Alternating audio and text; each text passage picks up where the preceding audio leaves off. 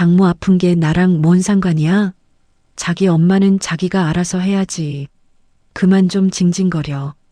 제 엄마가 위암 3기 판정받은 날 남편이 TV 채널 돌리면서 내뱉은 말입니다.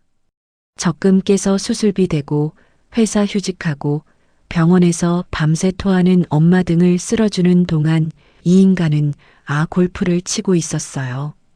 수술실 앞에서 4시간을 혼자 앉아 울고 있는데 문자 익십하고 친구들이랑 술판을 벌이던 남편. 근데요, 딱 2주 뒤에 전세가 확 뒤집혔습니다. 시어머니가 계단에서 굴러떨어져 응급실에 실려간 날 남편이 다급하게 전화해서 빨리 오라고 하길래 제가 딱 한마디 했죠. 전화 잘못 거셨습니다. 간병인 쓰세요. 제 앞에서 비굴하게 매달리는 남편한테 이혼 서류 탁 내밀어준 똑똑한 아내의 통쾌한 복수 지금 바로 시작합니다. 평범한 화요일이었습니다. 점심시간 종이 울리자마자 저는 책상 서랍에서 도시락을 꺼냈죠. 전날 밤에 싸둔 김치볶음밥이었는데 전자레인지에 돌리려고 자리에서 일어나는 순간 휴대폰이 울렸습니다. 화면에 엄마라는 2글자가 떴어요. 엄마는 보통 저녁 8시쯤 전화하는 사람이에요. 점심시간에 연락이 온 건 기억을 더듬어 봐도 손에 꼽을 정도였죠. 저는 도시락을 내려놓고 전화를 받았습니다. 엄마, 왜? 점심시간에 웬일이야? 수화기 너머로 엄마의 숨소리가 먼저 들렸습니다. 1박자, 2박자. 엄마는 평소처럼 밝은 목소리를 내려고 애쓰는 게 느껴졌어요. 수진아, 별일 아닌데 엄마가 병원을 좀 다녀왔어. 별일 아니라는 말을 먼저 꺼내는 사람치고 정말 별일 아닌 적이 없었습니다. 저는 휴게실 구석으로 걸어가며 목소리를 낮췄어요. 병원? 어디 아파? 무슨 병원? 동네 병원에서 검사를 좀 했는데 큰 병원 가서 다시 보래. 그래서 다녀온 거야. 엄마의 목소리가 떨리고 있었습니다. 평생 남 앞에서 눈물 한 번 안 보이던 사람이에요. 아버지 돌아가셨을 때도 장례식장에서도 엄마는 울지 않았거든요. 그 엄마의 목소리가 떨린다는 건 보통 일이 아니라는 뜻이었죠. 엄마, 나한테 숨기지 마. 뭐라고 했어, 의사가. 긴 침묵이 흘렀습니다. 저는 휴게실 창문 앞에 서서 손가락으로 허벅지를 꼬집고 있었어요. 위암이래. 3기라고 했어. 도시락을 데우러 가던 평범한 점심이 그 한마디에 산산조각이 났습니다. 저는 아무 말도 할 수 없었어요. 입을 열면 울음이 터질 것 같아서 입술을 깨물었죠. 수진아, 듣고 있어? 듣고 있어. 엄마가 알아서 할 테니까 너는 걱정하지 마. 요즘 의술이 좋잖아. 엄마는 자기가 암이라면서 딸을 걱정하고 있었습니다. 저는 그날 오후 내내 일이 손에 잡히지 않았어요. 모니터 화면의 글자가 하나도 읽히지 않았죠. 이틀 뒤 목요일 저는 반차를 내고 대학병원에 엄마와 함께 갔습니다. 엄마는 병원 입구에서 저를 보더니 손을 흔들었어요. 평소보다 얼굴이 많이 야위어 있었습니다. 진료실에 들어가자 담당 의사가 컴퓨터 화면을 돌려 보여주며 설명을 시작했어요. 보호자분이시죠? 어머니 상태를 말씀드리겠습니다. 종양이 꽤 진행된 상태이고 주변으로 번졌을 가능성이 있어서 2주 안에 수술을 하셔야 합니다.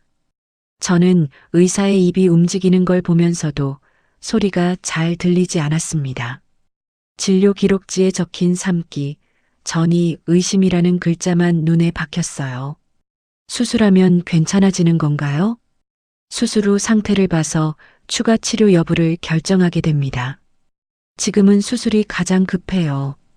진료실을 나왔을 때 저는 걸을 수가 없었습니다. 복도 의자에 주저앉아서 2 손으로 얼굴을 감쌌어요. 엄마가 뒤따라 나와 제 옆에 앉았습니다. 수진아, 울지 마. 엄마 안 죽어. 엄마는 제 등을 쓸어주며 말했어요. 안 알릴 수도 있었는데 네가 나중에 알면 더 서운해할까봐 말한 거야. 엄마가 미안해. 저는 엄마를 붙잡고 울었습니다. 아버지 없이 혼자서 저를 키운 사람이에요. 새벽에 김밥 말아서 시장에 나가고 밤에는 삭바느질하면서 저를 대학까지 보낸 사람이에요. 왜 하필 이 사람한테 이런 일이 생기는 건지 원망스러운 마음이 가슴 밑바닥에서 올라왔죠. 그날 저녁 집에 돌아왔습니다. 준혁이 소파에 누워서 TV를 보고 있었어요. 저는 신발을 벗으면서 입을 열었습니다. 준혁아, 나 할 말 있어. 준혁이 고개를 돌리지 않고 리모컨 버튼을 눌렀어요. 응, 말해. 엄마가 위암 3기래. 2주 뒤에 수술해야 해. 한동안 내가 병원 좀 오가야 될 것 같아. 채널이 바뀌는 소리가 거실에 울렸습니다. 준혁이 화면에서 눈을 떼지 않은 채 물었어요. 그래서 저녁은? 저는 그 말을 듣고 현관에 서서 한참을 움직이지 못했습니다. 할 말이 목구멍까지 올라왔다가 다시 내려갔어요. 저는 아무 대꾸 없이 부엌으로 걸어갔죠. 다음 날 저는 회사 인사팀에 가족 돌봄 휴가를 신청했습니다. 엄마 수술 일정을 2주 뒤로 확정하고 수술 전에 해야 하는 검사들을 하나하나 챙기며 바쁘게 움직였어요. 저녁에 준혁이 퇴근하길 기다렸다가 조심스럽게 꺼냈습니다. 수술비가 꽤 나올 것 같거든. 우리 같이 좀 부담하면 안 될까? 준혁이 넥타이를 풀며 고개를 저었어요. 우리 형편의 처갓집 병원비까지 신경 쓸 여유가 어딨어. 장모님한테 형제분은 없어? 외동인 거 알잖아. 우리 엄마. 그래도 그건 내 쪽 집안일이잖아. 저는 더 말하지 않았습니다. 다음 날 은행에 가서 적금을 해지했어요. 7년 동안 모은 돈이었습니다. 통장에서 숫자가 빠져나가는 걸 보면서도 엄마를 생각하면 아깝지 않다고 속으로 되뇌었죠. 집에 돌아와 냉장고에 붙은 신혼여행 사진이 눈에 들어왔습니다. 제주도에서 찍은 사진이었어요. 이 결혼에서 내 편은 누구인가 하는 생각이 처음으로 스쳤습니다. 수술 전 주말, 저는 엄마 입원 준비물을 챙기러 친정집에 갔어요. 엄마는 이미 작은 가방에 짐을 다 싸놓고 있었습니다. 속옷, 수건, 칫솔, 미끄럼 방지 슬리퍼까지 반듯하게 넣어둔 가방을 보니 가슴이 먹먹했어요. 엄마, 나보고 챙기라고 하지 그랬어. 엄마가 환하게 웃었습니다. 내 짐은 내가 싸야지. 넣을 줄 알고 네가 좋아하는 깍두기 담가놨다. 저는 화장실에 들어가 문을 닫고 소리 없이 울었습니다. 엄마의 저 웃음 뒤에 얼마나 큰 두려움이 있는지 알았거든요. 그 시각 준혁은 친구들과 술을 마시고 있었다는 걸 나중에 알았습니다. 소라 남편 정태호가 그 자리에 있었어요. 정태호가 소라한테 전해준 말에 따르면 누군가 수진이 장모님 때문에 고생하겠다고 했을 때 준혁은 이렇게 대답했다고 합니다. 내가 뭘 어쩌겠어. 자기 엄마는 자기가 알아서 해야지. 입원 전날 밤 저는 마지막으로 한 번 더 부탁했어요. 수술 날만이라도 와줘. 엄마가 사위 얼굴 한 번 보면 힘이 날 거야. 준혁이 휴대폰을 만지작거리며 대답했습니다. 그날 거래처 미팅이 있어서 어떻게 될지 모르겠다. 저는 더 이상 말하지 않았어요. 입원 짐을 들고 현관을 나서는데 준혁이 뒤에서 한마디 했습니다. 수술 잘 될 거야. 그 한마디가 위로가 아니라 면죄부처럼 들렸습니다. 입원 당일 아침 저는 엄마와 함께 병원에 도착해 입원 수속을 밟았어요. 수술 동의서에 서명하는데 보호자란에 제 이름만 덩그러니 적혔습니다. 남편이란 사람의 빈자리가 종이 위에서 또렷하게 보였죠. 엄마가 병실 침대에 앉으며 물었습니다. 준혁이는 바쁜가 보다? 응, 회사에 중요한 일이 있대. 엄마가 고개를 끄덕이며 웃었어요. 그런데 엄마의 눈가가 붉어지는 걸 저는 놓치지 못했습니다. 엄마도 알고 있었던 거예요. 사위가 안 오는 게 바빠서가 아니라는 걸요. 수술 당일 아침 6시, 저는 병실 간이 침대에서 눈을 떴습니다. 엄마는 이미 깨어 있었어요. 창밖이 아직 어두운데 천장을 바라보고 계셨죠. 엄마, 잠 못 잤어? 아니, 좀 잤어. 너야말로 그 딱딱한 데서 허리 안 아프냐? 엄마가 억지로 웃어 보였습니다. 입술이 바짝 말라 있었어요. 수술 전날 자정부터 물 한 모금 못 드셨거든요. 간호사가 들어와 수술 가운으로 갈아입으라고 안내했습니다. 엄마가 커튼 뒤에서 옷을 갈아입는 동안 저는 휴대폰을 꺼내 준혁에게 전화를 걸었어요. 신호음이 길게 울렸습니다. 받지 않았어요. 한 번 더 걸었습니다. 역시 받지 않았죠. 저는 문자를 보냈습니다. 엄마 지금 수술실 들어간다.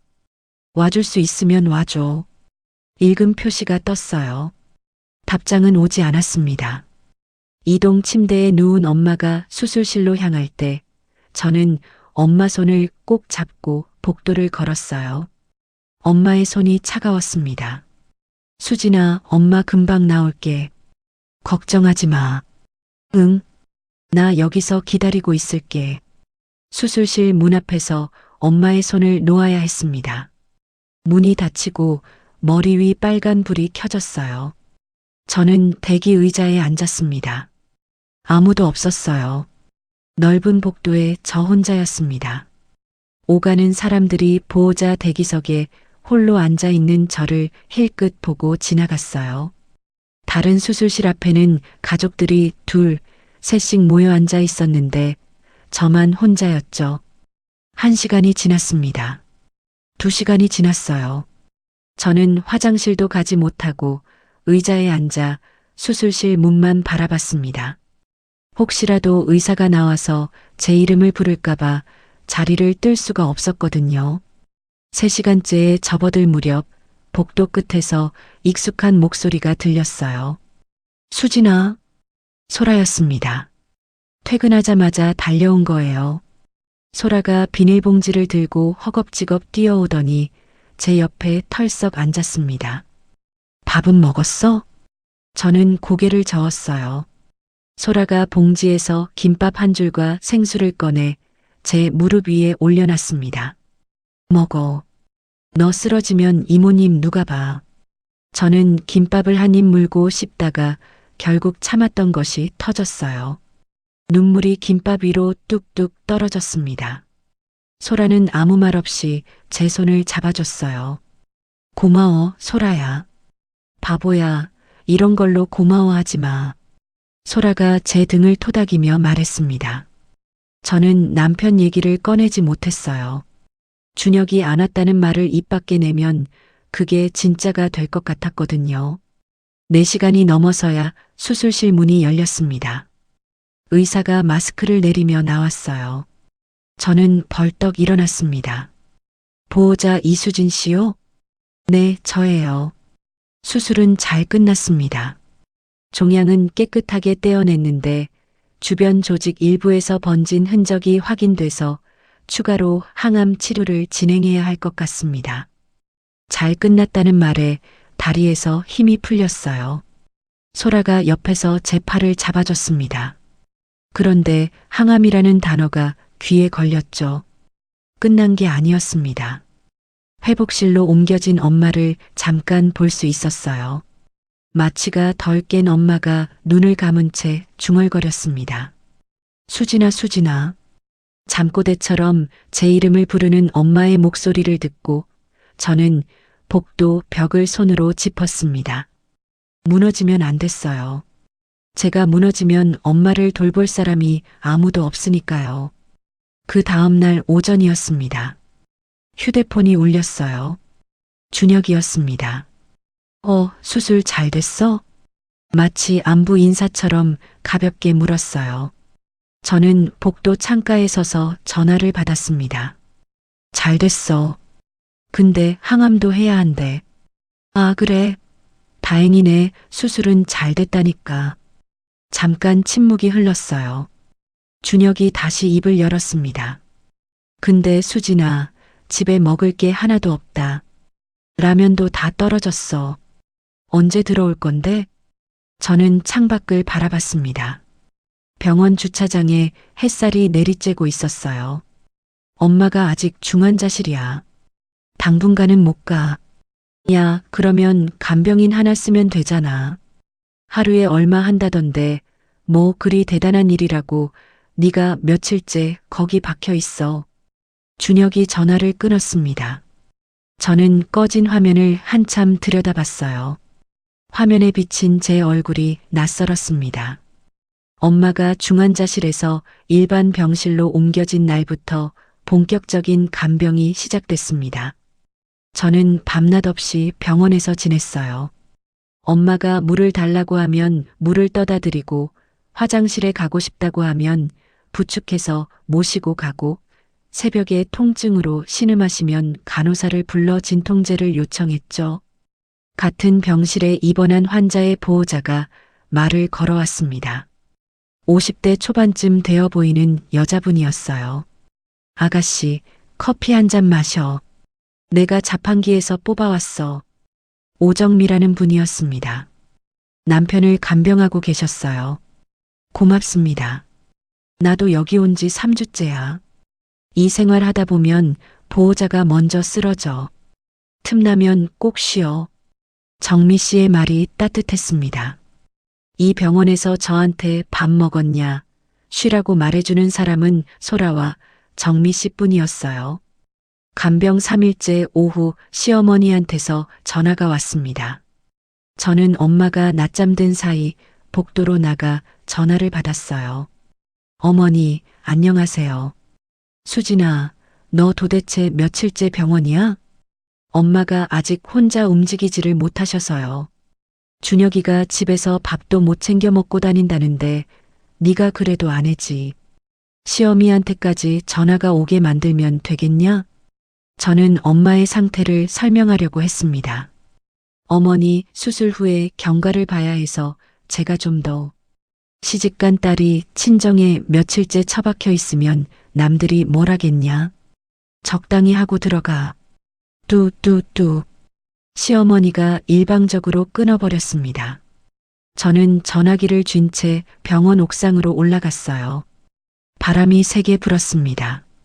난간에 기대서서 하늘을 올려다봤죠. 결혼 초에 준혁이 했던 말이 떠올랐어요. 신혼집 이사하던 날이었습니다. 준혁이 짐을 나르다 말고 저를 보며 웃었죠. 수진아, 이제 내 가족이 내 가족이야. 걱정하지 마. 그 말이 얼마나 가벼운 것이었는지 7년이 지나서야 알게 됐습니다. 간병 일주일째, 엄마가 조금씩 나아져서 죽을 드실 수 있게 됐어요. 저는 병원 앞 죽집에서 전복죽을 사다가 엄마한테 한 숟가락씩 떠먹여 드렸습니다. 맛있어? 응. 네가 떠주니까 더 맛있다. 엄마가 웃었어요. 저도 웃었습니다.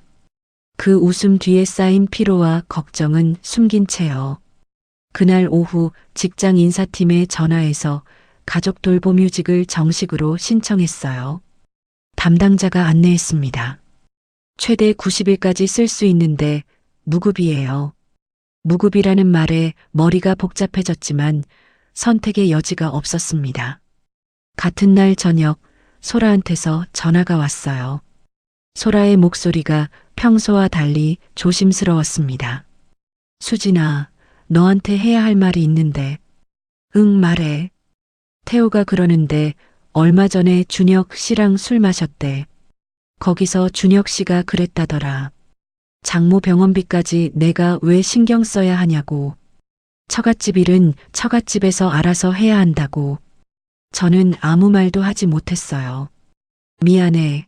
네가 알아야 할 것 같아서. 소라가 미안해하는 목소리로 말했습니다. 저는 전화를 끊고 한동안 아무런 표정도 짓지 못한 채 서 있었어요. 그날 밤이었습니다. 병실에서 잠든 엄마의 손을 잡고 앉아 있는데 소라한테 사진 한 장이 왔어요.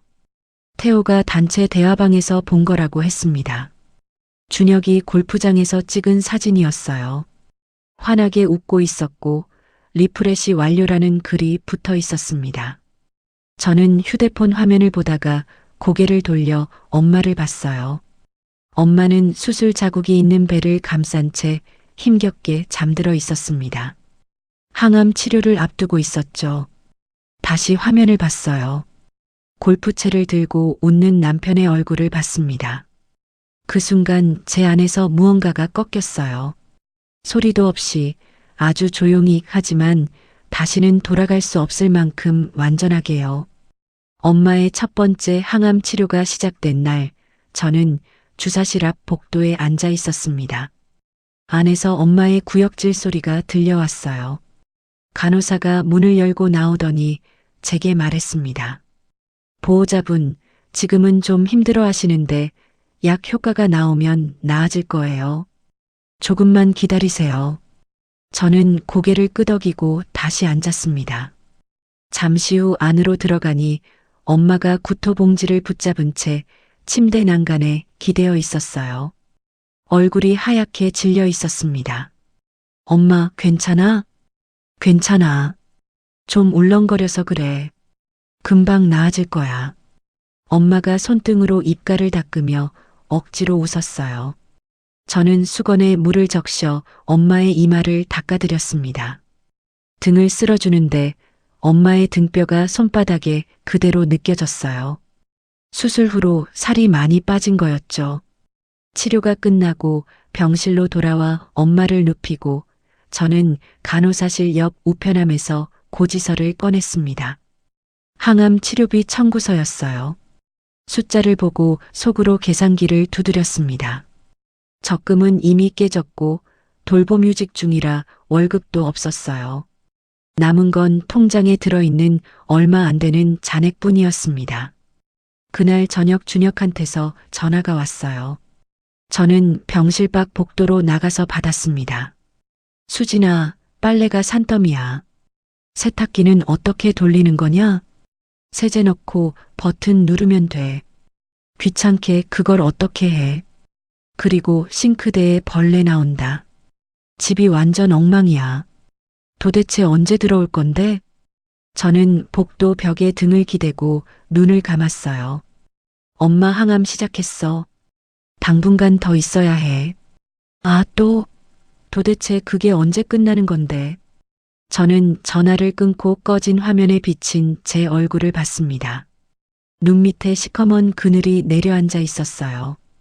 항암 치료 후 며칠이 지나자 엄마의 머리카락이 빠지기 시작했습니다. 아침에 베개 위에 머리카락이 수북이 떨어져 있었어요. 엄마가 그걸 보고도 아무 말 없이 쓸어 모아 휴지통에 버렸습니다. 하루는 엄마가 세면대 앞에서 거울을 보고 계셨어요. 저는 물컵을 가져다 드리려고 다가갔는데 엄마의 어깨가 떨리고 있었습니다. 엄마, 내가 이 꼴이 뭐냐? 엄마가 거울에서 눈을 떼지 못한 채 말했어요. 숱이 확 줄어든 머리카락 사이로 두피가 보였습니다. 평생 강한 척하던 엄마가 처음으로 무너지는 걸 봤어요. 저는 뒤에서 엄마를 안았습니다. 엄마의 어깨가 제 팔 안에서 작게 흔들렸어요. 괜찮아, 엄마. 치료 끝나면 다시 나. 예쁜 모자 사줄게. 엄마 모자 쓰면 되게 잘 어울려. 엄마가 제 팔을 잡고 한참을 울었습니다. 저도 같이 울었어요. 그런데 울면서도 머릿속에서는 숫자가 돌아가고 있었습니다.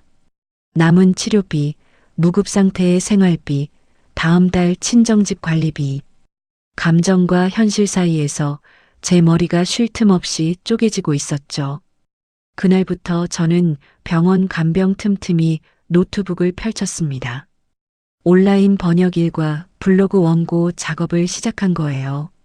엄마가 잠든 밤 10시부터 새벽 2시, 3시까지 자판을 두드렸습니다. 한 건에 10,000원, 20,000원짜리 일이었지만 안 하는 것보다는 나았어요.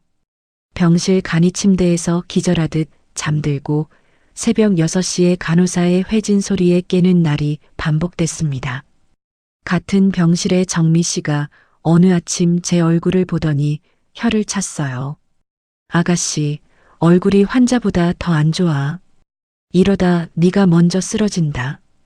괜찮아요. 좀 피곤한 것뿐이에요. 괜찮은 사람 얼굴이 아니야. 나랑 밥 먹으러 가자. 내가 살게. 정미 씨가 제 팔을 잡아 끌다시피 해서 병원 구내식당에 데려갔습니다. 정미 씨가 쟁반 2개에 밥과 국, 반찬을 담아와서 제 앞에 놓았어요. 먹어. 국부터 떠. 저는 숟가락을 들고 국을 한 모금 마셨습니다. 뜨거운 국물이 목을 타고 내려가니까 그제야 제가 얼마나 굶고 있었는지 느껴졌어요. 정미 씨가 밥을 먹으며 조용히 입을 열었습니다. 나도 예전에 시어머니 간병한 적 있어. 남편은 코빼기도 안 비치고 나 혼자 병원에서 3개월을 살았지. 저는 젓가락을 멈추고 정미 씨를 봤어요. 그때 나는 참는 게 당연한 줄 알았어. 며느리니까, 아내니까 다 내가 해야 하는 거라고. 근데 아니더라. 참는 게 미덕이 아니라 나를 죽이는 거였어. 정미 씨가 물컵을 들며 말했습니다. 결국 이혼했어. 그때는 내가 너무 늦게 깨달았다 싶었지. 저는 아무 말도 하지 못했어요. 정미 씨의 이야기가 남의 일이 아니었거든요. 숟가락을 다시 들었지만 밥맛을 느낄 수가 없었습니다. 처음으로 제 결혼 생활을 바깥에서 들여다보는 기분이었어요. 항암 2차 치료를 앞둔 주말, 저는 준혁한테 전화를 걸었습니다. 치료비가 부족했거든요. 준혁아, 다음 주에 2차 치료 들어가는데 돈이 좀 모자라. 같이 좀 보태줄 수 있어? 내 월급으로는 대출 이자에 보험료 내면 빠듯한 거 알잖아. 내 적금 아직 안 깼어? 적금은 진작에 다 깼어. 준혁의 목소리가 갑자기 높아졌어요. 뭐? 그걸 왜 나한테 한마디 없이 깨? 그건 우리 돈이잖아. 저는 전화기를 꽉 쥐었습니다. 7년 동안 내 이름으로 내가 넣은 적금이야. 그리고 그 돈으로 엄마 수술비 냈어. 아니, 그래도 상의를 해야 할 거 아니야. 집안 살림이 있는데. 준혁이 화를 내고 있었어요. 엄마 수술비에는 한 푼도 안 보태놓고 제 적금을 깬 건 따지는 거였습니다. 저는 더 말하지 않고 전화를 끊었어요. 그 주말에 소라가 병원으로 문병을 왔습니다. 과일 바구니를 들고 병실에 들어온 소라가 엄마한테 인사했어요. 이모, 소라예요. 좀 어떠세요? 어머, 소라 왔어? 이것까지 가져오고. 이리 앉아. 엄마가 반가워하며 소라의 손을 잡았습니다. 소라가 과일을 깎아 접시에 담아들이자 엄마가 한 조각 드시며 말했어요. 우리 수진이 친구가 사위보다 낫다. 엄마가 웃으며 한 말이었는데 병실 안이 갑자기 조용해졌습니다. 소라가 저를 힐끗 봤어요. 저는 사과를 깎는 척 고개를 숙였습니다. 엄마가 사위의 빈자리를 모른 척 해왔지만 속으로는 다 세고 있었다는 걸 그 한마디에 알아챘거든요. 소라가 저를 병원 밖으로 데리고 나왔어요. 편의점에서 커피를 사서 벤치에 나란히 앉았습니다. 수진아, 너 이러다 진짜 쓰러져. 얼굴이 반쪽이 됐어. 괜찮아. 엄마가 나아지고 있으니까. 소라가 커피를 한 모금 마시고 잠시 망설이더니 입을 열었어요. 나 하나만 물어볼게. 준혁 씨 지난달에 골프채 새로 샀다는 거 알아? 뭐? 태호한테 자랑했대. 새 골프채 샀다고. 수진아, 네가 적금 깨고 부업하는 동안 그 사람은 골프채를 산 거야. 저는 커피를 들고 있던 손을 무릎 위에 내려놓았습니다. 분노가 올라와야 할 자리에 이상하게 아무것도 없었어요. 텅 빈 것 같으면서도 묘하게 가라앉은 느낌이었습니다. 분노 대신 어떤 확신이 자리를 잡았어요. 이 결혼이 어디로 가야 하는지, 제 안에서 답이 정해지고 있었습니다. 항암 2차 치료가 끝나고 엄마의 상태가 좀 안정됐습니다. 퇴원 일정이 잡혔어요. 저는 친정집에 가서 청소기를 돌리고 이불을 빨고 냉장고를 채웠습니다. 엄마가 퇴원해서 편하게 쉴 수 있도록 집안 구석구석을 정리했어요. 영양식 식단표도 만들어서 냉장고에 붙여놨습니다. 직장 복귀 일정도 인사팀과 조율했죠. 이 모든 과정에서 준혁이 한 일은 단 하나도 없었습니다. 퇴원 전날 정미 씨가 제게 다가왔어요. 정미 씨 남편도 다음 주면 퇴원이었거든요. 아가씨, 나도 곧 여기서 나가. 다음에 보기 힘들겠지? 정미 씨가 휴대폰을 꺼내며 말했습니다. 번호 교환하자. 힘들면 언제든 연락해. 밥이라도 같이 먹게. 저는 정미 씨의 번호를 저장하며 고개를 숙였어요. 병원에서 만난 이 낯선 분이 남편보다 더 든든했다는 사실이 고맙기도 하고 쓸쓸하기도 했습니다. 엄마 퇴원 날 택시를 타고 친정집으로 갔어요. 엄마가 차 안에서 창밖을 보며 조용히 말했습니다. 수진아, 준혁이한테 미안하게 됐다. 며느리를 이렇게 오래 붙잡아놔서. 저는 엄마의 손을 잡았어요. 미안할 사람은 엄마가 아니야. 엄마가 고개를 돌려 저를 봤습니다. 저는 창밖을 바라봤어요. 택시 유리에 비친 제 눈이 보였습니다. 더 이상 아무것도 기대하지 않는 사람의 눈이었어요. 엄마를 친정에 모셔다 드리고 이틀 뒤 저는 집으로 돌아왔습니다. 현관문을 열고 들어서는 순간 냄새가 먼저 저를 맞았어요. 쉰내와 기름 냄새가 뒤섞인 공기였죠. 싱크대 위에 라면 냄비 3개가 겹쳐 쌓여 있었습니다. 배달 용기가 그 옆에 탑처럼 올려져 있었고 국물이 흘러내린 자국이 바닥까지 이어져 있었어요. 빨래 바구니에서 옷가지가 넘쳐 흘러 세탁기 앞까지 널려 있었고 거실 테이블 위에는 빈 맥주캔이 6개, 7개 나뒹굴고 있었습니다. 안방에서 게임 소리가 들렸어요. 저는 거실을 천천히 둘러봤습니다. 부엌, 거실, 현관, 화장실.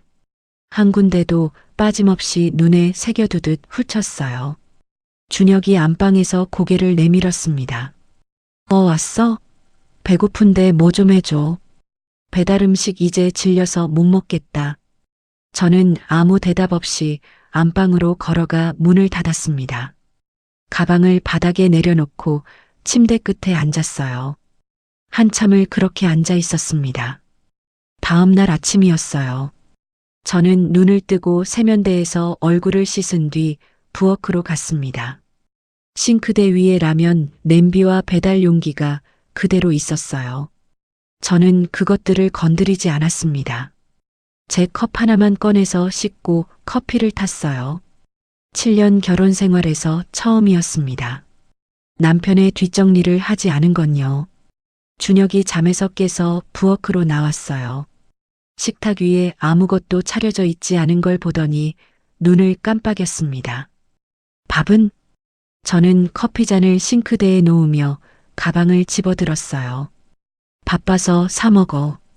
현관문을 닫고 나오는데 뒤에서 준혁이 뭐라고 했지만 저는 듣지 않았습니다. 복귀 첫날 밀린 업무가 산더미였어요. 저는 모니터 앞에 앉아 하나씩 처리하면서 점심시간이 되기를 기다렸습니다. 12시가 되자 동료들이 우르르 식당으로 향했고 저는 자리에 남았어요. 휴대폰을 꺼내 검색창을 열었습니다. 협의 이혼 절차. 글자를 치는 제 손끝이 전혀 떨리지 않았어요. 스스로 놀랐습니다. 두려움이 있어야 할 자리에 아무것도 없었거든요. 만약을 위한 준비라고 속으로 말했지만 이미 마음은 정해져 있었죠.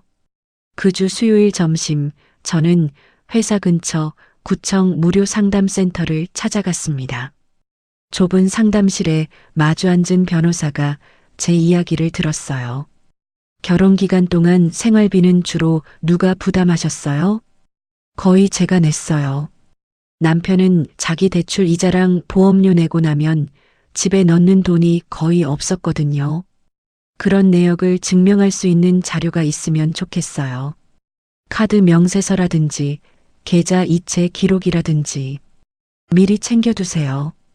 변호사가 명함 한 장을 건네며 말했습니다. 이혼 전문으로 하시는 분 한 분 소개해 드릴게요. 도움이 될 겁니다. 저는 명함을 받아 지갑에 넣고 구청을 나왔어요. 돌아오는 길에 은행에 들러 지난 7년간의 카드 명세서 발급을 신청했습니다. 마트비, 공과금, 아파트 관리비, 식비. 전부 제 카드에서 나간 것들이었죠. 계좌 이체 내역도 뽑았어요. 기록을 한 장씩 넘길수록 숫자가 말해주고 있었습니다. 이 결혼에서 누가 살림을 굴려왔는지를요. 그 주 금요일 저녁이었습니다. 퇴근하고 집에 돌아왔더니 거실에서 낯익은 목소리가 들렸어요. 시어머니였습니다. 연락도 없이 서울에 올라오신 거였죠. 시어머니가 소파에 앉아 계셨고 준혁이 옆에 서 있었습니다. 저는 현관에서 신발을 벗으며 인사했어요. 어머니, 안녕하세요. 오신다고 미리 말씀해 주시지. 내가 우리 아들 집에 오는데 미리 말을 해야 해? 시어머니가 저를 아래 위로 훑어보며 말했습니다. 수진아, 앉아. 저는 시어머니 맞은편에 앉았어요. 준혁은 부엌 쪽에 기대서서 서 있었습니다. 내 어머니 아픈 건 불쌍하지. 그건 나도 안다. 근데 이 집 살림은 누가 하냐? 준혁이가 밥도 못 먹고 빨래도 못하고 얼마나 고생했는지 아냐? 시어머니가 손가락으로 거실을 가리켰어요. 아직도 치우지 못한 맥주캔 자국과 배달 전단지가 보였습니다. 네가 그래도 이 집 아내 아니냐? 남편이 이 꼴로 사는데 병원에만 처박혀 있으면 되겠어? 저는 시어머니의 눈을 바라봤습니다. 예전 같았으면 고개를 숙이고 죄송하다고 했을 거예요. 그런데 그날은 달랐습니다. 입이 먼저 움직였어요. 어머니, 그러면 어머니가 아프셔서 병원에 계실 때 준혁 씨가 저한테 이렇게 하면 괜찮으시겠어요? 시어머니의 얼굴이 굳었습니다. 눈이 커지더니 목소리가 한 옥타브 올라갔어요. 뭐, 지금 시어미한테 말대꾸를 하는 거냐? 준혁이 부엌 쪽에서 걸어오며 끼어들었습니다. 야, 수진아. 엄마한테 그게 무슨 말버릇이야. 저는 준혁을 봤어요. 제 편을 들어줄 거라는 기대는 이미 버린 지 오래였지만 이렇게 눈앞에서 확인하니 오히려 깨끗했습니다. 이 집에서 저는 가족이 아니었어요. 밥을 하고 빨래를 하고 치우는 사람이었을 뿐이죠. 어머니, 저 좀 씻고 올게요. 저는 자리에서 일어나 욕실로 들어갔습니다. 문을 잠그고 세면대 앞에 섰어요. 거울 속에 제 얼굴을 봤습니다. 이상하게 눈물이 나지 않았어요. 대신 머릿속이 선명해지고 있었습니다. 그날 밤 시어머니가 돌아가신 뒤 저는 침대에 누워 천장을 바라봤어요. 옆에서 준혁이 코를 골며 자고 있었습니다. 저는 어둠 속에서 눈을 감았다 떴습니다. 이혼이라는 단어가 더 이상 만약이 아니라 언제로 바뀌어 있었어요. 다음 주 월요일 저는 구청에서 소개받은 변호사 최지훈을 찾아갔습니다. 사무실에 앉아 상담료를 내고 정식으로 선임 계약을 했어요. 준비하신 자료 잘 정리하셨네요. 카드 명세서, 계좌 이체 내역, 시어머니 분 문자 메시지 기록까지. 이 정도면 충분히 갖춰진 편입니다. 최지훈 변호사가 서류를 넘기며 말했습니다. 혹시 상대방이 협의에 응하지 않을 가능성도 생각하고 계세요? 네. 준혁 씨가 쉽게 응하지 않을 것 같아요. 그러면 조정이나 재판까지 갈 수 있다는 것도 알아두세요. 어느 쪽이든 준비는 해두는 게 좋습니다. 사무실을 나와서 은행으로 갔어요. 제 이름으로 새 통장을 만들었습니다. 급여 이체 계좌를 새 통장으로 바꾸고 부업으로 모은 비상금도 따로 옮겨놨어요. 은행 창구에서 서류에 도장을 찍는데 손이 떨리지 않았습니다. 감정 없이 사무적으로 처리하는 제가 낯설었지만 동시에 한 번도 느껴보지 못한 것이 느껴졌어요. 주도권이었습니다. 엄마의 자택 요양을 돕기 위해 퇴근 후 주 2회 친정을 다녔습니다. 엄마의 약 챙기는 시간을 메모해두고 식사 준비를 해놓고 다음 검진 일정을 확인했어요. 엄마한테는 이혼 준비 이야기를 꺼내지 않았습니다. 준혁이가 요즘 좀 나아졌냐? 엄마가 식탁에서 물었어요. 저는 밥을 뜨며 대답했습니다. 응, 신경 써주더라. 거짓말이었어요. 엄마의 회복에 걸림돌이 될 만한 건 전부 차단해야 했거든요. 어느 저녁이었습니다. 준혁이 퇴근하고 거실에서 전화 통화를 하고 있었어요. 저는 안방에서 노트북으로 일하다가 소리를 듣게 됐습니다. 수진이 요즘 좀 이상해. 예전처럼 안 챙겨줘. 밥도 잘 안 하고 말도 없고. 준혁이 친구한테 투덜거리는 목소리였어요. 모르겠다. 친정엄마 간병하더니 사람이 변한 거 아니야? 저는 노트북 화면을 바라봤습니다. 준혁은 아직도 모르고 있었어요. 제가 변한 게 아니라 멈춘 거라는 걸요. 7년 동안 혼자 굴리던 바퀴를 더 이상 밀지 않기로 한 것뿐이라는 걸 준혁은 끝까지 이해하지 못할 거라는 확신이 들었습니다. 그 다음 주 최지훈 변호사와 두 번째 면담을 했어요. 이혼 서류 초안을 함께 검토했습니다. 상대방이 합의에 응하면 가장 빠르지만 응하지 않을 경우 법원에 조정을 신청하게 됩니다. 그래도 안 되면 재판까지 갈 수 있어요. 준혁 씨는 체면을 많이 따지는 사람이에요. 쉽게 도장 안 찍을 겁니다. 그래서 증거가 중요합니다. 생활비 분담 내역, 시어머니 문자 기록, 간병 기간 중 배우자의 부재를 입증할 수 있는 것들 다 정리해 두세요. 저는 고개를 끄덕이고 사무실을 나왔습니다. 밖에 해가 지고 있었어요. 퇴근길 사람들 사이를 걸으며 생각했습니다. 겉으로는 평소와 다름없는 하루였어요. 출근하고 일하고 퇴근하고 집에 돌아가는 하루. 하지만 그 안쪽에서는 전혀 다른 시간이 흐르고 있었죠. 이혼 준비를 하면서도 겉으로는 달라진 게 없었습니다. 출근하고 일하고 퇴근 후에는 엄마를 돌보고 집에 돌아와서는 제 방에서 노트북을 펼쳤어요. 준혁은 제가 뭘 하는지 관심도 없었죠. 서로 같은 집에 살면서 각자의 하루를 살고 있었습니다.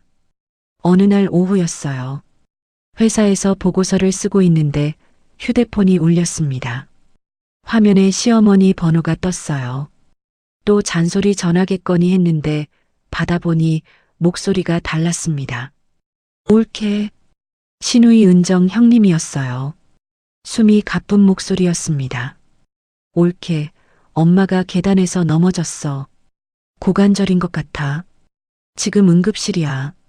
저는 볼펜을 내려놓고 잠시 가만히 있었습니다. 머릿속에 아무 생각도 떠오르지 않았어요. 1초, 2초, 3초.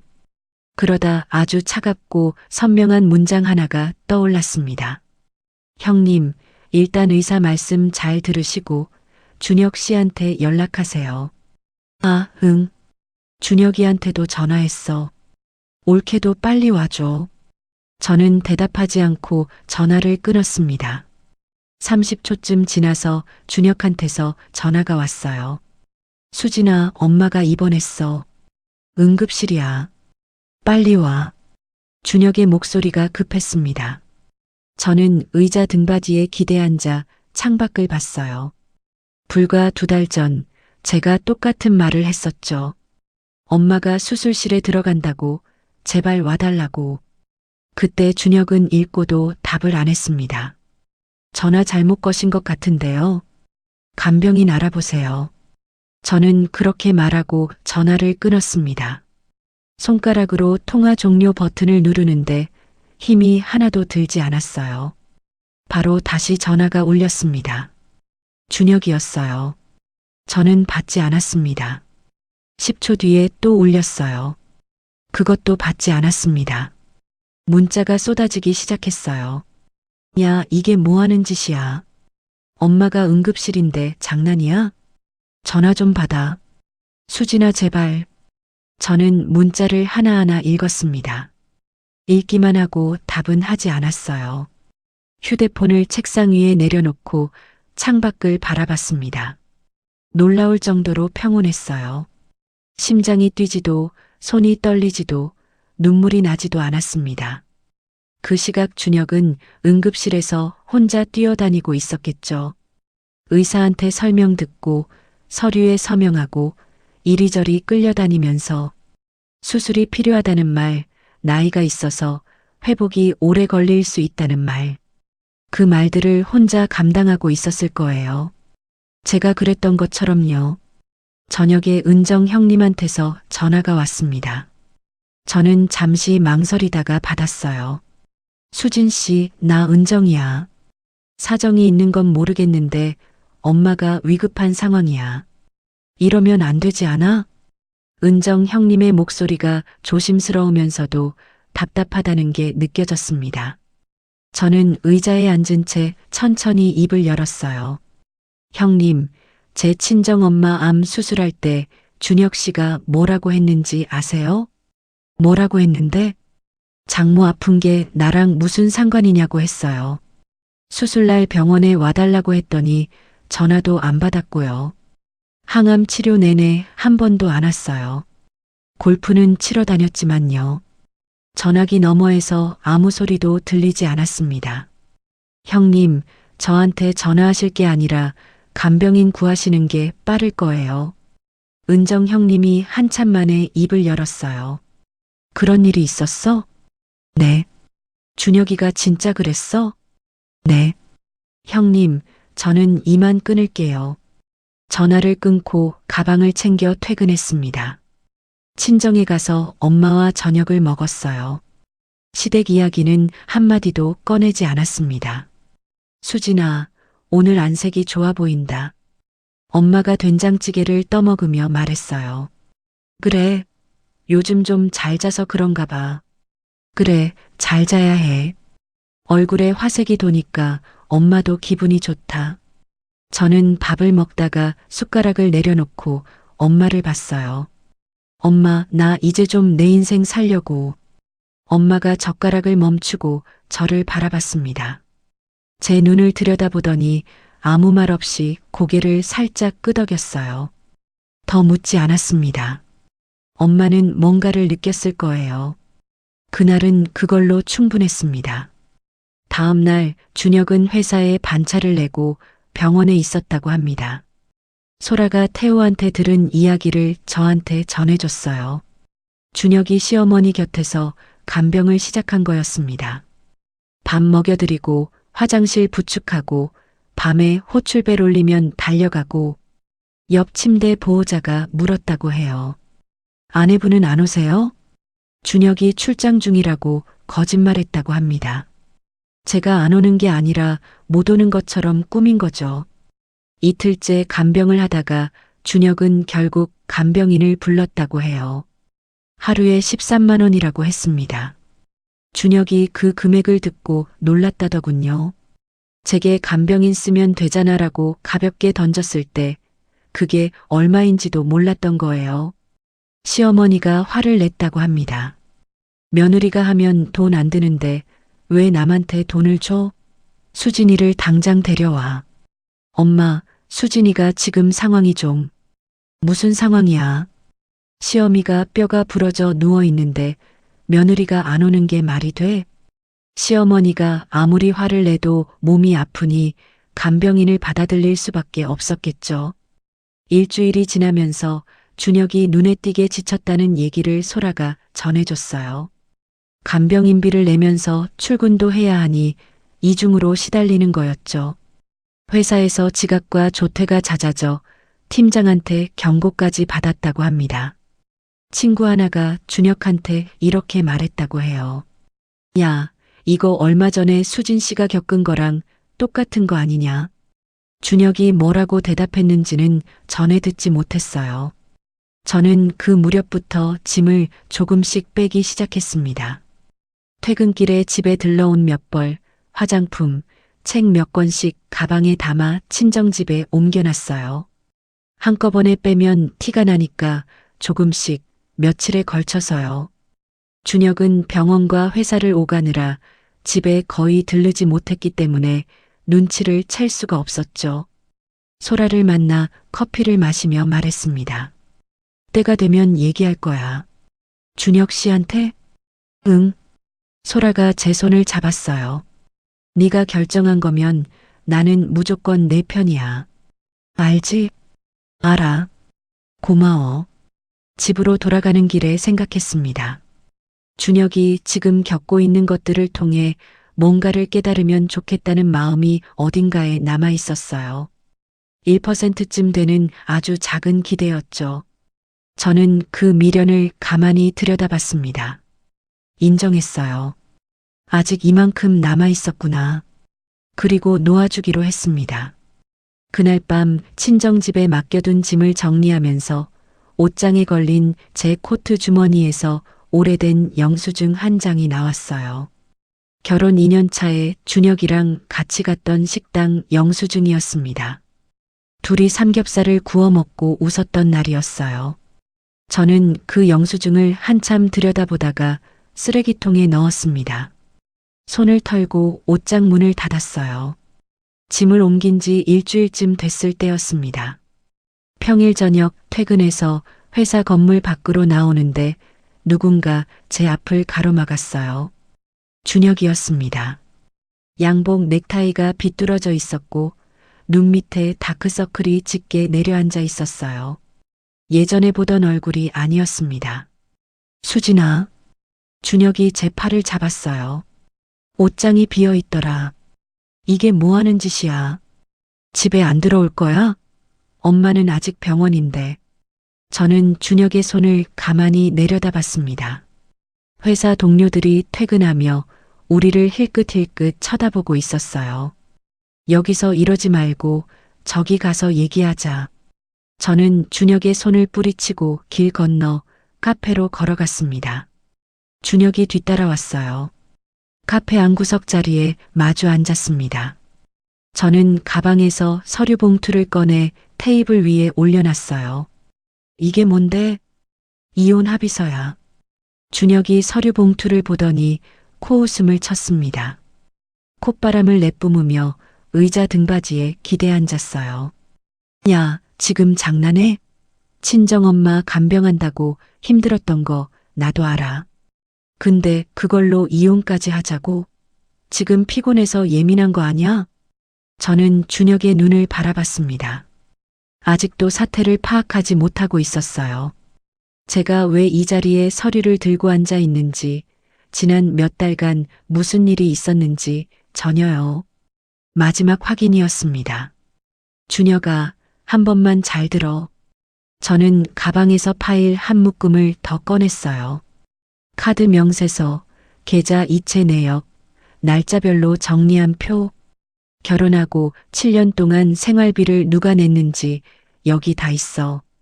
마트비, 관리비, 공과금, 식비. 거의 다 내 카드에서 나갔어. 준혁의 눈이 서류 위를 훑었습니다. 엄마 수술비도 내 적금 깨서 냈어. 너한테 같이 부담하자고 했을 때 뭐라고 했는지 기억나? 처갓집 병원비까지 신경 쓸 여유 없다고 했잖아. 그건 그때 상황이. 내가 엄마 간병하는 동안 너 뭐 했어?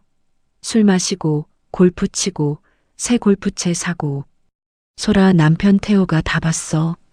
너 술자리에서 장모 아픈 게 나랑 무슨 상관이냐고 했다며. 준혁의 얼굴에서 여유가 사라졌습니다. 입술을 달싹이더니 커피잔을 만지작거렸어요. 처음으로 상황이 심각하다는 걸 알아차린 표정이었죠. 태호가 증인으로 설 수 있어. 알아? 준혁이 고개를 떨구었습니다. 한참을 그렇게 있다가 목소리를 낮췄어요. 내가 좀 못한 건 인정해. 근데 부부 사이에 이런 일로 이혼까지 해야 해? 내가 다시 잘할게. 진짜로. 이런 일이라는 게 뭔데? 저는 테이블 위에 놓인 서류를 손가락으로 가리키며 말했습니다. 내 엄마가 암으로 죽을 수도 있었어. 수술실에 들어가는데 나 혼자 앉아 있었어. 4시간 넘게. 내 전화는 안 받았고 문자는 읽고도 씹었잖아. 그게 너한테는 그냥 이런 일이야? 준혁이 대답하지 못했어요. 두 손으로 얼굴을 감싸더니 한참을 그 자세로 있었습니다. 카페 안에 다른 손님들의 웃음소리가 들렸어요. 우리 테이블만 조용했죠. 서류 읽어보고 연락해. 저는 자리에서 일어나 가방을 들었습니다. 준혁이 고개를 들어 저를 올려다봤어요. 입술이 떨리고 있었지만 저는 더 앉아있을 이유가 없었습니다. 카페를 나오니 소라한테서 전화가 왔어요. 어땠어? 생각보다 담담했어. 서류 꺼내놓으니까 오히려 시원하더라. 잘했어. 수진아, 진짜 잘했어. 소라의 목소리가 울먹였어요. 저는 웃으며 대답했습니다. 울지 마. 울 사람은 나인데. 전화를 끊고 부동산을 찾아가는 길이었습니다. 친정집 근처에 원룸을 알아보려고요. 걸어가는데 갑자기 다리가 멈췄어요.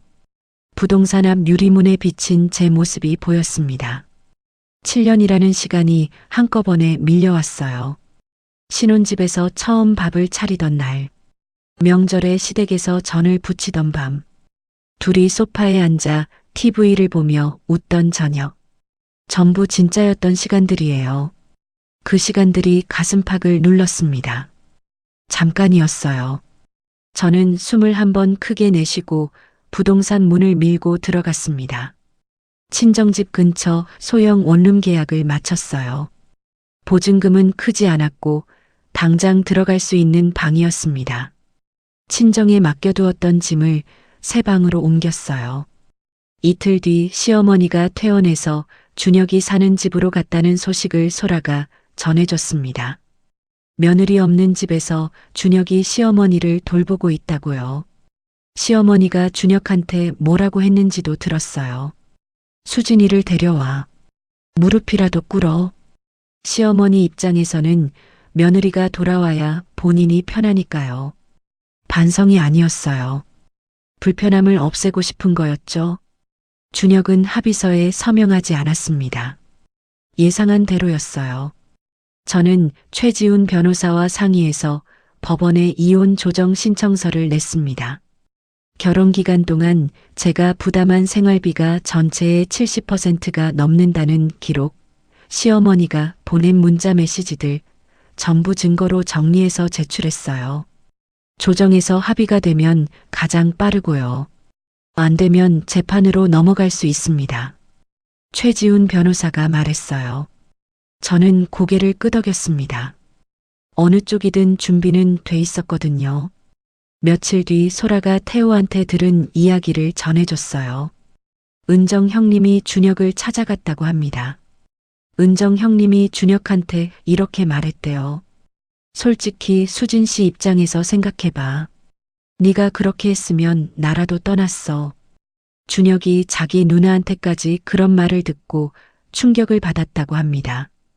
은정 형님이 덧붙였대요. 엄마한테는 내가 말할 테니까 너는 수진 씨한테 진심으로 사과부터 해. 사과요. 문제는 사과할 시간이 이미 지나버렸다는 거예요.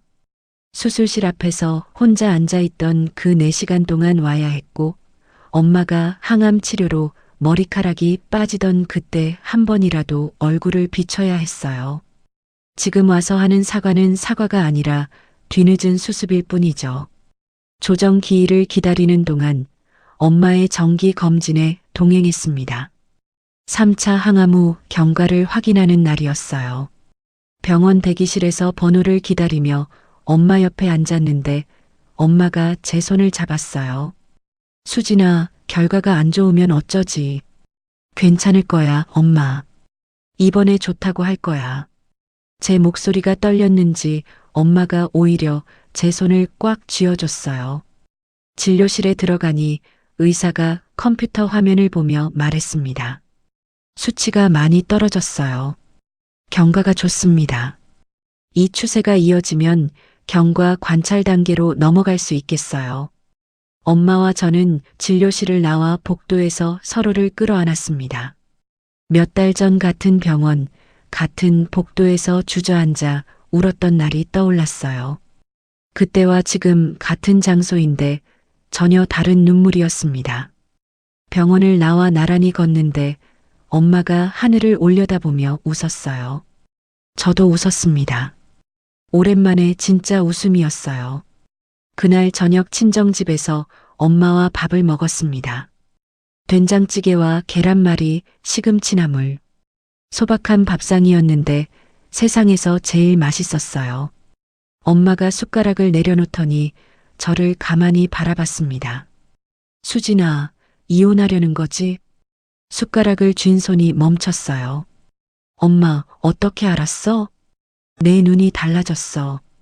예전에는 눈치를 보는 눈이었는데 지금은 뭔가 결심한 사람 눈이야.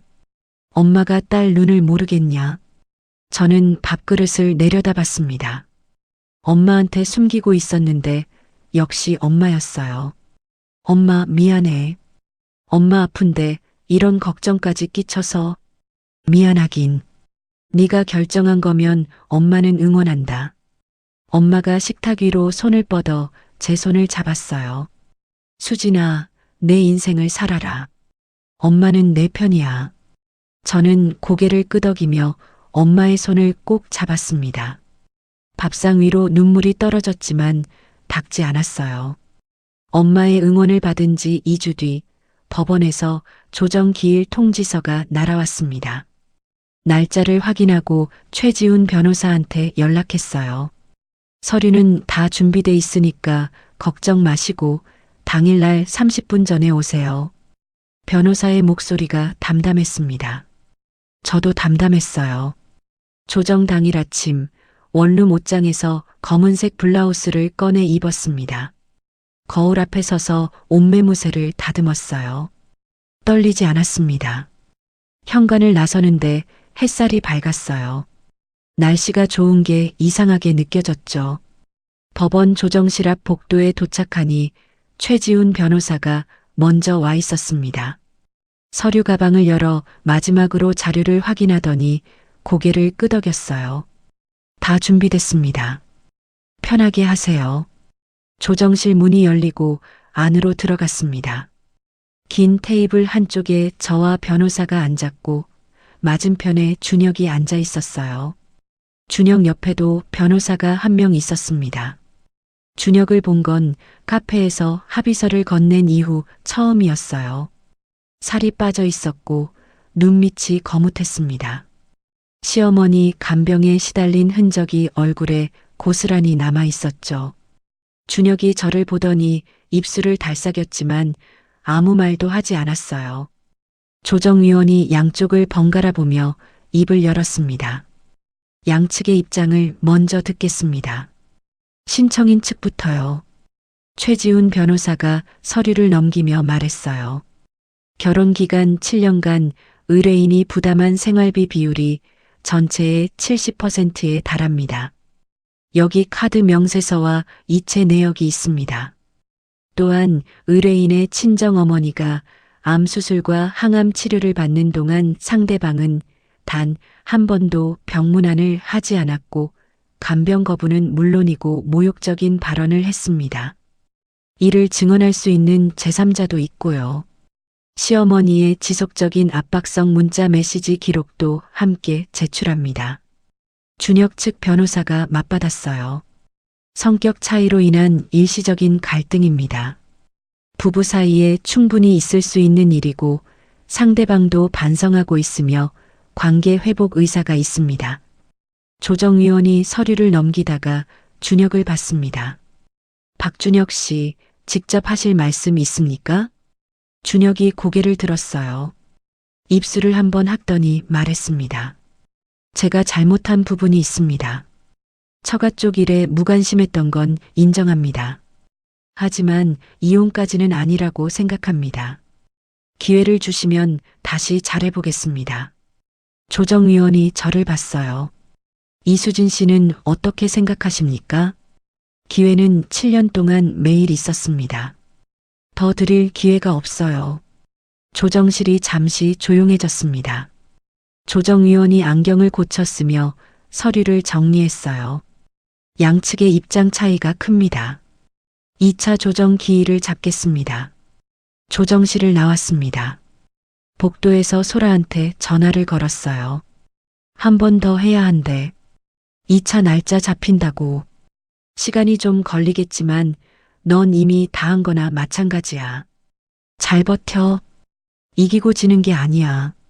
그냥 끝내는 거야. 전화를 끊고 법원 밖으로 나왔어요. 계단 위에 서서 하늘을 봤습니다. 구름 한 점 없이 맑았죠. 며칠 뒤 저녁 원룸에서 빨래를 개고 있는데 초인종이 울렸습니다. 문 앞에 준혁이 서 있었어요. 소라가 나중에 알려준 건데 준혁이 제 회사 근처에서 퇴근길을 따라와 원룸 위치를 알아낸 거였습니다. 수진아, 나 잠깐만. 5분만. 저는 문을 열었지만 안으로 들이지는 않았어요. 문틀에 기대서서 준혁을 봤습니다. 한 번만 기회를 줘. 진짜 달라질게. 내가 잘못한 거 알아. 다 알아. 7년이었어. 달라질 기회가 몇 번이었는지 알아? 준혁이 입술을 깨물었어요. 엄마가 수술실에 들어가던 날, 그날이 마지막이었어.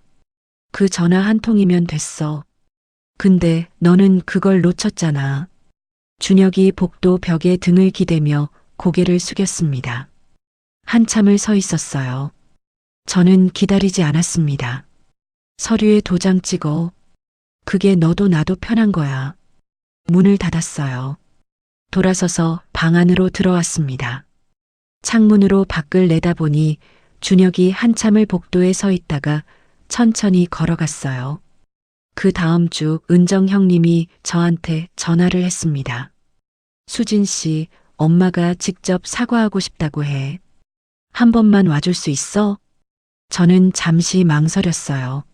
안 갈 수도 있었지만 한 번은 마주하는 게 맞겠다는 생각이 들었습니다. 형님도 그 자리에 같이 있어 주실 수 있어요? 당연하지. 내가 옆에 있을게. 주말 오후에 예전에 살던 집을 찾아갔습니다. 제가 나온 뒤로 한 번도 가지 않았던 곳이었어요. 현관 비밀번호는 바뀌어 있었고 은정 형님이 안에서 문을 열어줬습니다. 시어머니가 거실 소파에 앉아 계셨어요. 깁스한 다리를 낮은 탁자 위에 올려놓고 있었고 은정 형님이 옆에 나란히 앉았습니다. 시어머니가 저를 보더니 얼굴을 돌렸다가 다시 봤어요. 입을 여는데 목소리가 평소와 달랐습니다. 수진아, 내가 좀 심했다. 내 어머니 아픈 것도 신경 못 써줘서 미안하다. 저는 맞은편 의자에 앉아 시어머니의 얼굴을 바라봤습니다. 입은 사과를 하고 있었지만 눈은 달랐어요. 그래도 네가 이 집 며느리인데 시어미가 이렇게 누워 있는데 한 번은 와야 하는 거 아니냐? 그게 도리지. 저는 예상한 대로였습니다. 사과가 아니었어요. 불편한 상황을 되돌리기 위한 말이었죠. 돌아오라는 뜻이었습니다. 저는 자리에서 일어났어요. 어머니, 저는 이미 법원에 서류를 냈습니다. 저와 준혁 씨 문제는 저희가 정리할 거고요. 어머니 간병은 은정 형님과 준혁 씨가 하시는 게 맞아요. 시어머니의 얼굴이 벌겋게 달아올랐습니다. 저는 돌아서서 현관으로 향했어요. 신발을 신고 문을 열었습니다. 은혜도 모르는 년. 시어머니의 고함이 등 뒤에서 터졌습니다. 은정 형님이 그 자리에서 그 말을 고스란히 들었어요. 저는 돌아보지 않고 문을 닫았습니다. 그 뒤 은정 형님이 준혁한테 연락했다고 합니다. 엄마가 수진 씨한테 한 말 나 다 들었어. 이러면 재판 가서 더 불리해져. 더 끌지 마. 합의해. 준혁이 결국 뜻을 꺾었어요. 변호사를 통해 합의 의사를 전해왔습니다. 제가 낸 조건 대부분을 수용하겠다고요. 저는 몇 가지 수정사항을 보내고 최종 조율에 들어갔습니다. 2차 조정 기일이 잡혔습니다. 양쪽이 합의 조건에 동의했어요. 조정이 성립됐고 조정 조서가 만들어졌습니다. 이혼이 법적으로 확정된 거죠. 조정실을 나오는 길에 준혁이 뒤에서 불렀어요. 수진아. 저는 멈춰섰습니다. 정말 이렇게 끝나는 거야? 저는 돌아서서 준혁을 봤어요. 준혁의 눈이 붉어져 있었습니다. 끝나는 게 아니야. 원래 자리로 돌아가는 거야. 저는 돌아서서 법원 복도를 걸었습니다. 한 발자국, 두 발자국. 뒤를 돌아보지 않았어요. 법원 밖 계단 위에 섰습니다. 5월의 햇살이 얼굴 위로 내려앉았어요. 저는 왼손을 들어 약지에 끼워져 있던 반지를 빼서 가방 안주머니에 넣었습니다. 7년 동안 끼고 있던 반지가 빠진 손가락이 가벼웠어요. 그 가벼움이 손끝에서 시작해서 손목, 팔, 어깨, 온몸으로 퍼졌습니다. 휴대폰을 꺼내 소라한테 문자를 보냈어요. 끝났어. 계단을 내려왔습니다. 이혼이 확정되고 일주일이 지났습니다. 저는 원룸에서 짐을 싸고 있었어요. 친정엄마 집 근처에 조금 더 넓은 오피스텔을 구했거든요. 원룸보다 창이 컸고 햇빛이 잘 들어왔습니다. 이사 당일 소라와 소라 남편 태호가 아침부터 와줬어요. 태호가 박스를 나르며 말했습니다. 형수님, 이거 무거운 건 뒤에 놓을까요? 아, 네. 감사합니다. 소라가 옷가지를 정리하다가 저를 불렀어요. 수진아, 커튼 뭐 색으로 할 거야? 여기 창이 크니까 밝은 색이 좋겠다. 아이보리 어때? 좋지. 나중에 같이 사러 가자. 짐을 풀고 식기를 찬장에 하나씩 넣었습니다. 밥그릇, 국그릇, 접시, 머그컵. 전부 제가 고른 것들이었어요. 결혼 생활 7년 동안 식기는 항상 시어머니가 보내주신 걸 쓰거나 준혁이 골라온 걸 썼거든요. 제 취향대로 공간을 꾸며본 게 처음이었습니다. 혼자서 웃음이 나왔어요. 소라가 제 옆에서 그릇을 닦아주다가 물었습니다. 뭐가 웃겨? 아니, 그냥 그릇 하나 놓는 게 이렇게 좋은 건지 몰랐어. 소라가 어이없다는 표정을 짓다가 같이 웃었어요. 다음 날 엄마를 새 집에 초대했습니다. 현관문을 열고 들어온 엄마가 실내화를 신고 거실을 둘러봤어요. 어머, 깨끗하네. 여기 좋다. 엄마, 여기 앉아. 밥 차려놨어. 식탁에 나란히 앉았습니다. 콩나물국에 달걀말이, 멸치볶음, 깍두기. 소박한 밥상이었는데 엄마가 숟가락을 들다 말고 창밖을 봤어요. 햇볕 잘 들어서 좋다. 엄마의 눈이 젖어 있었습니다. 숟가락을 쥔 손이 떨리고 있었어요. 엄마, 울지 마. 밥맛 없어지잖아. 안 울어. 눈이 부셔서 그래. 엄마가 손등으로 눈가를 훔치며 웃었어요. 저도 웃었습니다. 밥을 먹으며 이런저런 얘기를 했어요. 다음 검진이 언제더라? 다음 달 8일이야. 그때 같이 가고 검진 끝나면 맛있는 거 먹으러 가자. 엄마 뭐 먹고 싶어? 냉면. 물냉면 먹고 싶다. 좋아, 냉면 먹자. 엄마와 둘이서만 밥을 먹는 게 이렇게 편한 건지 몰랐어요. 눈치 볼 사람도 없고 미안해할 이유도 없고 시간이 온전히 우리 둘의 것이었습니다. 직장에 복귀한 뒤로 오히려 일에 집중이 잘 됐어요. 예전에는 퇴근 시간이 다가오면 저녁 메뉴를 고민하고 준혁의 기분을 살피고 집안일 목록을 머릿속으로 돌렸거든요. 지금은 퇴근하면 제 시간이었습니다. 점심에 소라와 밥을 먹으며 말했어요. 이상하게 요즘 일이 재밌어. 소라가 젓가락으로 반찬을 집으며 물었습니다. 갑자기 내 시간이 온전히 내 거니까 그런 것 같아. 퇴근하고 뭘 해도 내 선택이잖아. 그게 이렇게 다른 건지 몰랐어. 당연하지. 네가 원래 일 잘하는 사람이야. 그동안 에너지가 딴 데로 다 빠져나간 거지. 소라가 물컵을 들며 말했어요. 진짜 얼굴이 달라졌다. 피부도 좋아지고. 잘 자서 그래. 요즘 통잠 자거든. 주말에 대학 동창 모임이 있었습니다. 소라가 연락해서 끌어낸 거예요. 오랜만에 만난 친구들이 저를 보더니 눈을 동그랗게 떴어요. 수진아, 무슨 좋은 일 있어? 분위기가 다른데. 저는 커피잔을 내려놓고 웃으며 말했습니다. 이혼했어. 테이블이 조용해졌어요. 친구들이 서로 눈치를 보다가 한 명이 조심스럽게 물었습니다. 괜찮아? 응. 좋은 일 맞아. 제가 웃으니까 친구들도 하나둘 웃기 시작했어요. 누군가 축하해야 하는 거야? 하고 묻자 소라가 대신 대답했습니다. 당연하지. 건배하자. 커피잔을 부딪히며 웃었어요. 신기했습니다. 남편 하나가 빠졌을 뿐인데 저를 둘러싼 관계들이 오히려 또렷해졌어요. 누가 진짜 제 사람인지가 선명하게 보였거든요. 모임에서 돌아온 저녁 휴대폰에 메시지가 하나 와 있었습니다. 은정 형님이었어요. 올케, 아니 이제 올케는 아니지만 수진 씨 미안하고 고마웠어. 앞으로 잘 살아. 저는 메시지를 읽고 한참 화면을 바라봤습니다. 결혼 생활 내내 가까워지기 어려웠던 사람이에요. 그런데 마지막에 와서 유일하게 상황을 있는 그대로 봐준 사람이 은정 형님이었죠. 짧은 답장을 보냈습니다. 형님도 건강하세요. 감사했습니다. 엄마의 정기 검진 날이 왔어요. 병원에 함께 갔습니다.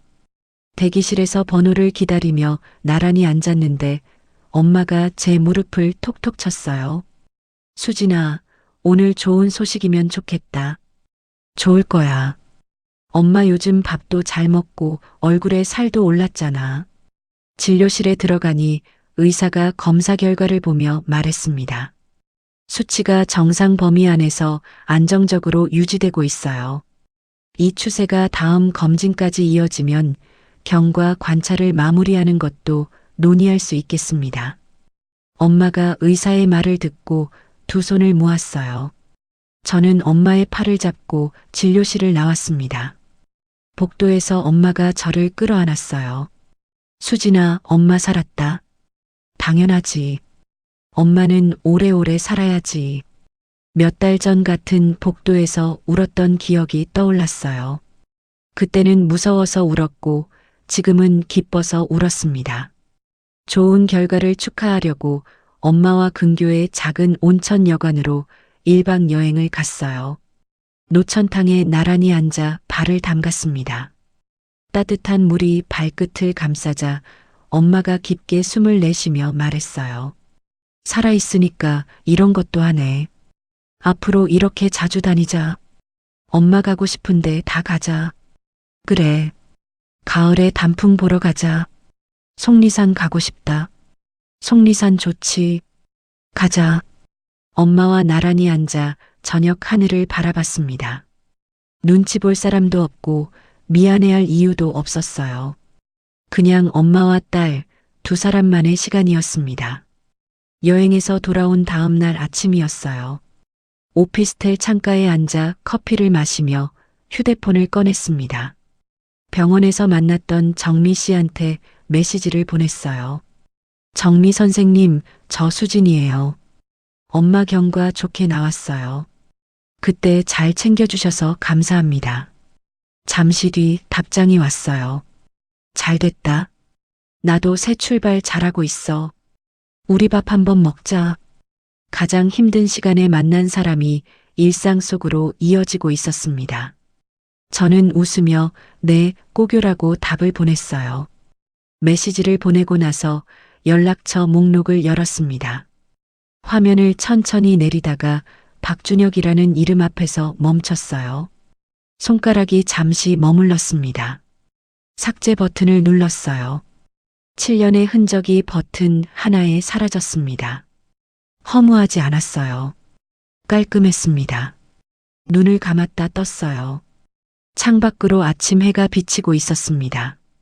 저는 책상 위 메모장을 펼치고 오늘 할 일을 적기 시작했어요. 출근길 횡단보도 앞에 섰습니다. 빨간불이었어요. 사람들이 양옆으로 줄 서서 신호를 기다리고 있었습니다. 가족이라는 이름은 누군가의 희생 위에 세워지는 게 아니라 상대방이 아플 때 기꺼이 달려가는 것으로 완성되는 거였어요. 그 단순한 걸 깨닫는데 7년이 걸렸습니다. 하지만 그 7년 값으로 남은 인생 전부를 되찾았죠. 신호가 바뀌었어요. 저는 걸음을 내딛었습니다. 여러분, 오늘 주인공의 이야기 어떠셨나요?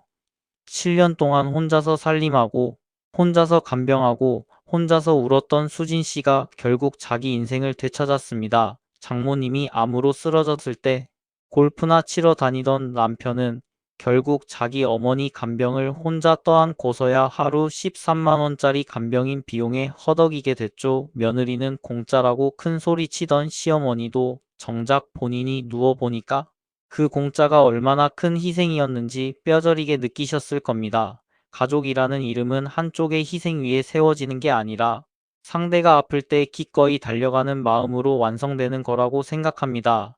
그 단순한 진실을 외면한 대가가 이렇게 돌아온 거겠죠. 지금 누군가의 무관심 속에서 혼자 버티고 계신 분이 계시다면 나를 아껴주지 않는 사람 곁에서 스스로를 닳게 할 필요는 없다는 걸 꼭 기억해 주셨으면 합니다. 수진 씨처럼 자기 삶의 주인으로 다시 서는 분들의 앞날에 좋은 일만 가득하길 진심으로 바랍니다. 수진 씨한테 응원의 한마디 남겨주시는 건 어떨까요? 여러분의 따뜻한 댓글 하나가 누군가에게 큰 힘이 됩니다. 그럼 다음에도 속이 뻥 뚫릴 시원한 이야기로 찾아뵙겠습니다. 감사합니다.